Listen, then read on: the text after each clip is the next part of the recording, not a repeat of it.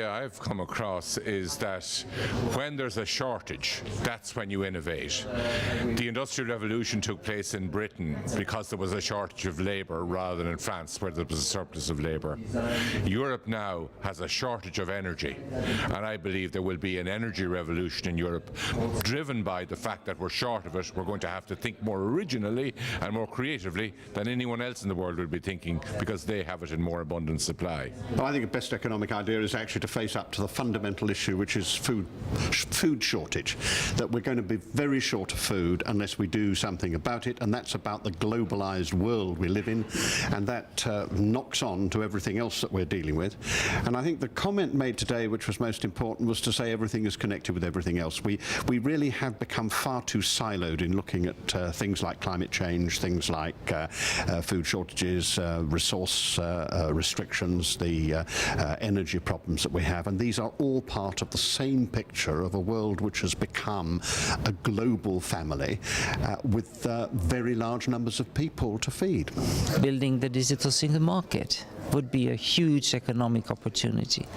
That would help us to get out of this fiscal crisis. That would be able to provide sufficient growth and also to create the jobs that we need in the future. Well, the best idea I've heard today is all about energy and focusing, as John Gummer has said, much more about dealing with our own energy problems by reducing the waste of energy. And his statistics are dramatic. If they're true, that's what we need to do something about.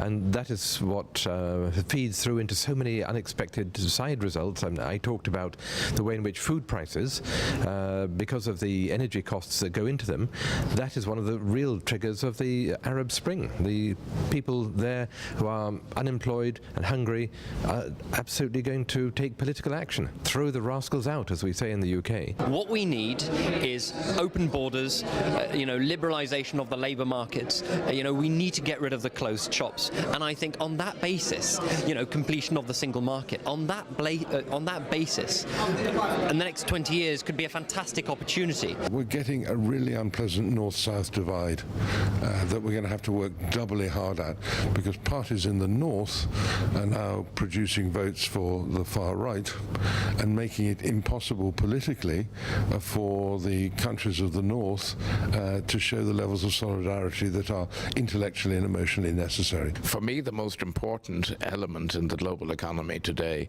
is to have a coordinated response internationally to international issues.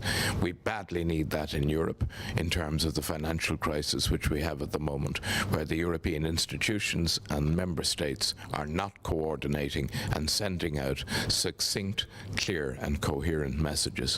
What we have seen during the crisis is that we did not have enough Europe, contrary to the opinion held by some that we had too much Europe.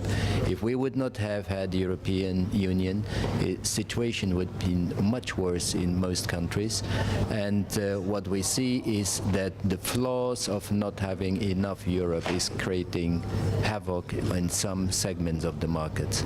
The phrase I share like most, and I'm ashamed to say this because it's one of my own phrases and it only came to me while we were in the plenary, which is this sense of the squeezed south, that Spain, Italy, Greece, Cyprus, Malta, whatever, are being squeezed simultaneously by the currency crisis. They're squeezed by the environment crisis, because they are going to be countries where we need a major revolution in what they produce under the common agricultural policy, and they're also in the front line of the migration crisis. And just at the time when we need them to be at their most creative in contributing what must be the main part to a new relationship, a Eurabia relationship across the Mediterranean, they're under massive political, economic and climate pressures. The economic governance inside Europe is not sufficiently strong. If we have transferred and pooled sovereignty in the monetary area and we do not have a political union, then we must have much stronger a framework in in economic governance and not only focused on the fiscal side, but also on macroeconomic coordination and in areas which still belong to the national sovereignty. The challenge for Europe now is to turn that into a real force for good, which can be turned to our advantage in the long run. The European Union should be both more generous in terms of financial aid, market access, facilitation of visa, but at the same time more frank in conditioning its aid to those countries with significant and continuing progress in building democratic institutions. We are now talking about turning the crisis into an opportunity so that Japan will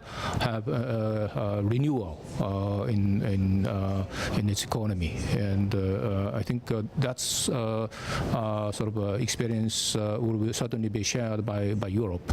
Without the European Union, there would be no voice for any of the individual countries in the world, and we would have a world which would be a carve-up between the United States and whoever happens to be the most powerful nation in the emerging world. And so it would be the United States and China, and I believe that Europe has an ongoing and continuing role to play, and Britain should be playing an active part in that. In fact, I concentrated on the questions of the interactions between demography, economic development and environmental issues in the Arab world, and I think that the European Union should be both more generous in terms of financial aid, market access, facilitation of visa, but at the same time more frank in conditioning its aid to those countries with significant and continuing progress in building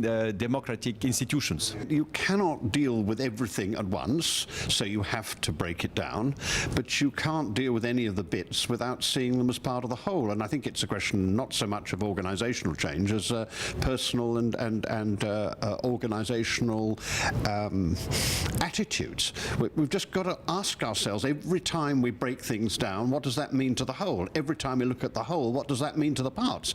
And that's one of the problems we've had in the European Union. We've never realized that there's no conflict between growing unity in Europe and the individual contributions of each nation. You can grow both, but you've got to grow both if you're going to make both successful. We need to look very carefully at the common agricultural policy. What do we grow ourselves? What should we grow ourselves? What can we buy from the Maghreb region, for example, an obvious one?